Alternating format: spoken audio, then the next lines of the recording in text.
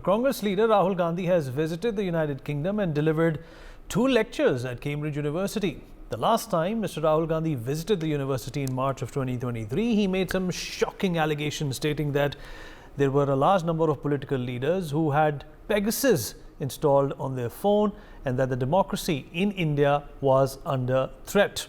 Well, this is not the first time Rahul Gandhi has targeted India on foreign soil. Previously, during his visit to the Stanford University, he said that his party was quote-unquote struggling to fight the democratic fight in the country. He has further stated that there is a clampdown on the institutional framework in India as well. Although we wait to learn what exactly the Congress leader has said during these 2 lectures, the question that comes about is why is Rahul Gandhi back in the United States amidst the big political season? We are only a few months, rather weeks away from the Lok Sabha elections. Is he there to gain foreign support? Is he there to critique the Bharatiya Janata Party? Or is he back in the United Kingdom to resume Bharat bashing? That's the debate that we're going to have for the next half an hour. Joining us on the program to talk more about this is Dr. Syed Asad Abbas, political analyst. Also joining us on the show is Mr. Nishant Verma, political analyst. Monica Verma, political analyst, also joins us on the show. I beg your pardon. Rishi Bagri, political analyst, also with us on the broadcast. Last but not the least, Mr. Gautam Mukherjee, senior journalist, is going to be joining us very soon as well. Thank you everyone for being a part of this conversation. Monica Verma, I'll begin with you. I hope you can hear me. I can hear you. Well, Rahul Gandhi is abroad again. He's going to be speaking at these universities. And of course, it goes without saying, it's common sense. It's only pragmatic to assume that Rahul Gandhi will be talking about what he feels is not right for India. And of course, that is the government today. That is the Bharatiya Janata Party. That is the NDA. But the big question, like I said in my opening monologue, is also this is big political season. He should be on ground. He should be in fact part of, perhaps an extended Nyaya Yatra across the country. But here he is once again finding a platform and a forum to vent out his anger. What do you make of it? I think all of us, as human beings are naturally attracted to a place where we get more footage, where we get more goodwill, where we get more attention. And definitely, Rahul Gandhi's politics has made him so much irrelevant to people of India at large that in a very hot political season when Lok Sabha elections are, right around the corner, he's getting that type of support, he's getting that type of fandom, so to say, abroad. So when he is in Cambridge, just look at the kind of situation which is unfolding in India today. His party could not even ensure one Rajya Sabha seat in Himachal Pradesh. Today, only we have got the results of this quarter in terms of GDP. And when we look at the GDP data that has come in, stupendous performance by India this quarter as well. And this is something, on which Rahul Gandhi had spoken about. He was in an interview with Raghuram Rajan, and both of them were discussing how Indian economy is going to suffer, and India is not even going to, clock up 5% of economic growth. But then look at how he and Raghuram Rajan has been proven wrong massively in the year 2023, now also probably in the year 24, when we will have the final figures of the entire year. So at this time, when nothing is working out in favor of Rahul Gandhi in India, neither his, stats are coming true, nor are people happy with his performance. And every time his yatra completes an Indian state, some leader or the other leaves the party and joins the Bharatiya Janata Party. So I think at this moment, obviously, all of us crave for that attention. All of us, we crave for that acceptance, that validation.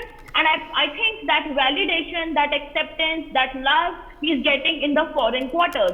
And ultimately, why are the foreign quarters so adamant on giving him all the love that they are showering on him? To understand that, we have to understand that India's rise, India's growth, India's economic numbers are creating a lot of trouble for India's enemies across the world. In international relations, no country wants the other to succeed, and they're definitely not happy with what's happening in India. And they want someone to come and tell them what basically can go wrong with India. And that is this Hindi colloquial muhavra that we use, Ghar ka bhedi lanka dhai. So I think this is something that they are looking for in the Indian scenario as well. And probably that is why they are inviting Rahul Gandhi. Okay, let's also rope in Mr. Nishant Verma into this conversation. Mr. Verma, good to see you after a long time. I hope you can hear me. Well, Yes, I can. the last time Rahul Gandhi was, speaking at one of these universities, he created, a storm back home, where, of course, he was criticized for, wishing that foreign powers, intervene on what's happening in India. What do you think is the agenda this time around? And again, the caveat is, the observation should be that it's election season in India. He should be here. We need to begin with, without shooting the messenger, that is you. I am thankful to Dr. Monica Verma for claiming that Rahul Gandhi is irrelevant, and let's stop the debate. But we will not do that, because the country is debating Rahul Gandhi, even if Ms. Verma doesn't like it. Number two, talking about certain elections which happen in the Rajya Sabha or Vidhan Sabha, or the electorate which is already elected, is a different ball game than the actual electorate out there, the voters. We have seen in the political history, the electoral politics of this country, that things change. Going by the Bhagavad Gita, Parivartan has to have be a Sansar ka niyam. But anyways, talking about Rahul Gandhi going abroad and talking, well, there's a stark difference between Mr. Modi going abroad and talking and Rahul Gandhi speaking outside India. Yes, the storm gets created because BJP, the feathers are, unfurled when Rahul Gandhi talks sense. However, when the nonsense of ghar mein paise nahi hai or shadi hai, I think nobody bothers in this country. But having said that, we need one thing absolutely clear. His trip to Cambridge was a pre-announced trip. It did not happen overtime or overnight. It was a pre-announced thing, and things happen in this manner for all the political leaders. However, he should be here and doing what he is supposed to do. Has been happening in last 2 years. The issue is that people who are blindfolded, जिन्हें हम अंधभक्त कहते हैं, they are unable to see this. They are unable to see the change walking in and flowing in like a river that Rahul Gandhi has created. However, in my beginning and opening statement, I would like to conclude by saying, let's not make any politician irrelevant just because he goes outside and talks about our country. Reason, Dr. Monica Verma quoted that Ghar ka bhedi Lanka dhai. Maybe. But what about the Ravan who is burning the entire country today? That's not true. Mr. Verma, that's not true. Our country is not burning. That's not true. That's your personal opinion. It is true. That is not true, Mr. Verma. I don't think so. It's true. Let me get a response from Rishi Bagri as well. Rishi, if you can hear me. Rishi, are you there with us? Yeah, I'm very much. How do you respond to what Mr. Verma has said? He's used some strong words. And of course, Rahul Gandhi has enough of forums and platforms within the country to voice his opinion. When he goes abroad and, sort of ruffles these feathers, all of these headlines come in, pouring into our country, which for the most part are not depicting the right picture. I mean, anyone can say anything. That is their wish, that is their prerogative, and facts are very much different from the fiction they are creating. I mean, we are the fastest growing economy today. I mean, 8.4%. At that time when Japan and UK is going into recession, they are calling it a technical recession, but they are actually in the recession. So Rahul Gandhi goes to Cambridge, a place in the UK, and give lectures that how bad India is doing when India is actually clocking 8.4% growth rate, while UK is going into recession. So you can see the difference. And today I have seen... It is in recession. It's already in recession. Yeah, it's not going into. It's already in the midst of a recession. Yeah. So the thing is very clear. I mean, I haven't seen the Cambridge speech till yet. They haven't published it. They have just published one picture. But what I've seen was the recent speeches of Rahul Gandhi, and in which those recent speeches, he was talking about nationwide caste census. He was talking about increased reservation to 73%. He was taking a usual jibes at the Adani, Ambani, and all the industrialists out here. He was talking about a differential GST rates as per your income levels. If you are rich, your GST level will be higher, and if you are poor, your GST level. I mean, I'm talking about indirect tax, which is GST. He is talking about the job generation through only government or PSU. PSU की नौकरी मिल जाए वही उनके लिए job generation है. Now, I have seen the recent speech of PM Modi. And what he is talking about? He is talking about Atmanirbhar Bharat. He is talking about renewable energy. He is talking about hosting Olympics in 2036. He is talking about the Indian space station. He is talking about making India as a third largest economy by 2028. And he is talking about making India as a fifth 5 trillion economy by 2026-27. So this is a very big difference. One is talking about how to take India to 1947 era, and one is talking about how to take India in a most, how to develop India and how to take India ahead faster than any of the economy, and going to the third or maybe second largest economy, which is going to happen. How to generate jobs, how to create jobs by using mudra loans, how to do the startup ecosystem, how to cherish, how to attract investment via PLI and FDIs. So this is the difference between the speech which a youth leader Rahul Gandhi gives and so-called a chai wala who's talking about building a nation. So one person is here to divide the nation, to burn the nation, talking about agitation, talking about this thing, talking about unreasonable demands, talking about things which are completely will make India as a fiscal disaster, because he is talking about those things which is not possible. He is talking about MSP to all the farmers, which will cost us 21 lakh crore rupees. Now the budget is almost 45 lakh crore. You can imagine if 50% go to the MSP, what will remain for the other subjects. So he's talking about all those things, and whereas the Prime Minister Modi is talking about taking India to a different territory altogether. So there's a very big difference which is happening, and everyone can see. Like, nobody is blind. Nobody can say that India is burning. No, India is not burning, because India is growing right now. I can agree there are many people who are burning because India is growing, because they cannot digest the basically the growth of India, the way the India is propelling towards a fastest growing country. They are not able to digest it because it didn't happen during their time. I still remember 2013. During 2013, under a able economist prime minister, the India growth rate was 4.4%. Today, under a chai wala, the growth rate is 8.6% or 8.4%. Sorry. So you can imagine the difference. In 2013, it was 4.4%, and in today, 2024, it is 8.4%. And 8.4%, despite the Ukraine war, despite the Fed tightening, and despite all the adverse situation which is right now the world economy is in. So this is the very big difference which we need to understand and which we need to decipher. All right. Gautam Mukherjee, senior journalist, also joins us on the program. Mr. Mukherjee, Rahul Gandhi is back on foreign soil again.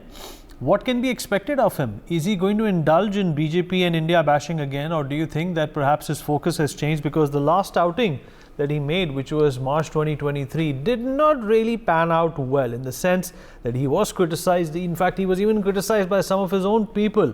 Do you think he's going to change his stance and perhaps focus on other areas where India is doing well in?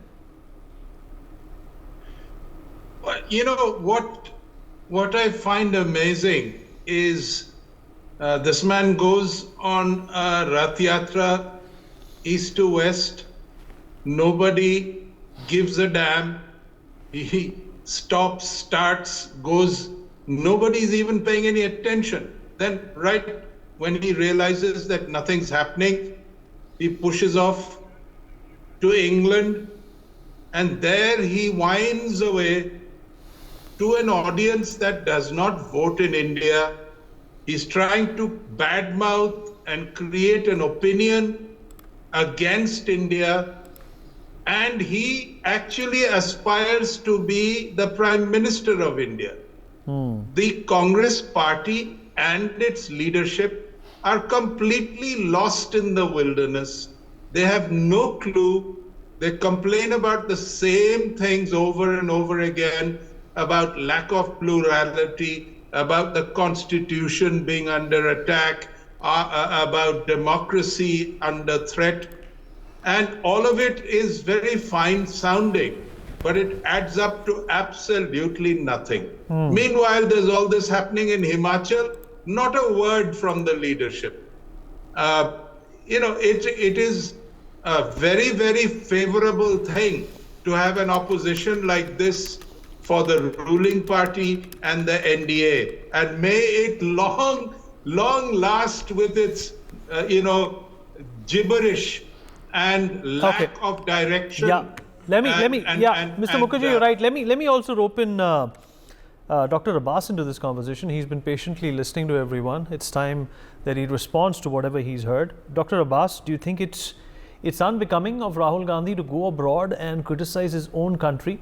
He can say a word or two about the progress that we have made as well. I've never heard Rahul Gandhi, in fact, praise what has happened in the last 10 years. It's impossible for anybody to ignore what India has achieved in the last 10 years. Despite the differences he might have with the BJP or the way they run their house, it is imperative that Rahul Gandhi should not malign India's image, especially when he's speaking at forums, that could take advantage of this, that could see India as some sort, of a weak political country. Vineet sir, firstly, thank you very much for having me on the show. I've always believed with great power comes great responsibility and equal accountability.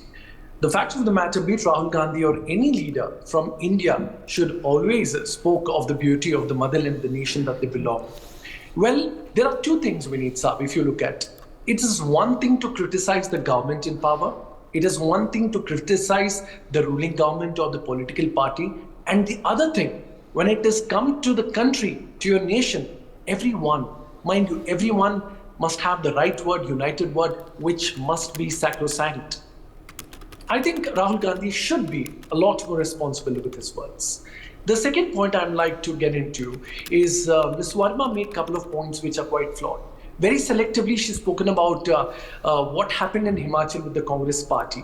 Ma'am, if you look at Himachal, the Congress, which is quite but obvious, had the larger number of MLA share. It was bound to be Abhishek Manu Singhvi to be the next Rajya Sabha MP. But what happens, lo and behold, their MLAs vote for your party. So there is certainly a process of horse trading there. Not just horse trading, of course, CBI, ED, IT have become tools. Sam Dam Dandbed is the BJP way to go.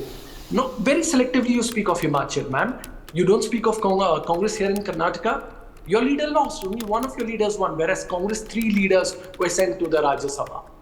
Also, as a matter of fact, let me tell you, Vineet Saab, we need to understand that there was another statement made by a panelist that, every other country does not want good for your country. No, ma'am. If that was the reason, Shri Narendra Modi, our Honorable Prime Minister, has made several trips to foreign countries, has established fantastic relations with them. Absolutely not. Gone are the days of crab mentality between countries, but today it's about collaboration, growing shoulder to shoulder. Be it what we see in Ahlan, Dubai, we see in Abu Dhabi, we see in the United Arab Emirates or Iran or Russia or so many other countries which today see favorable country, India as a friend, India as a Vishwa Guru. So therefore, I think you need to correct your statements there. Also, Vineet Saab, if we largely look at it, that, with respect to Rahul Gandhi or Mamata Banerjee or any other leaders, they need to understand that if they, as per the India bloc, that they want to defeat BJP, they need to keep the flock together. They cannot have misunderstandings when it comes to the seat sharing. They cannot dwindle and fight with each other. If you're going to not able to keep your house in order, how will you able to take on the mammoth BJP, which has become an election-winning machine today? So are you concurring that Rahul Gandhi has become irrelevant? Absolutely not. Thank you for bringing about the point here. I don't think he is irrelevant. If Rahul Gandhi was... No, but you just said, Dr. Abbas, I consider you to be an erudite. I consider to be somebody who's extremely knowledgeable. You said that Rahul Gandhi should fix his house first and then go and attack somebody else's house. Surprisingly, or, last point. Sarcastically, if I can say, India is also his house. Go on. Yes, I agree with you. Vineet Saab, Shashi Tharoor has been one leader who I really look up and respect because he's always said, if the ruling government is doing any good work, go out there and put it there. Only then you'll be taken seriously as an opposition and a critique. If all the time you say BJP is bad, Modi is bad, they're doing nothing for the country, it's not going to work. So therefore, keeping the same spirit alive, I am saying after making all those points, I never said he's irrelevant. What I'm saying is bringing out the certain flawed arguments of the panelists and bringing about my argument here. The last one that I'm making is, if Rahul Gandhi was irrelevant, the Bharatiya Janata Party and the machinery wouldn't be targeting again and again. If somebody is irrelevant, you don't speak about them. You keep them at the whole of the table or do not consider them even bringing in the debate. But if BJP every single day, every single tweet is to target Rahul Gandhi, he's definitely not irrelevant. At least to you and me maybe, but for the BJP, he's definitely not irrelevant. I'll give you that. Let me get a response from Monica on this as well. Monica, do you think Rahul Gandhi is irrelevant? Or if we go by what Dr. Abbas has said, that if he was irrelevant, the BJP will not be picking on, every syllable that he says against the BJP.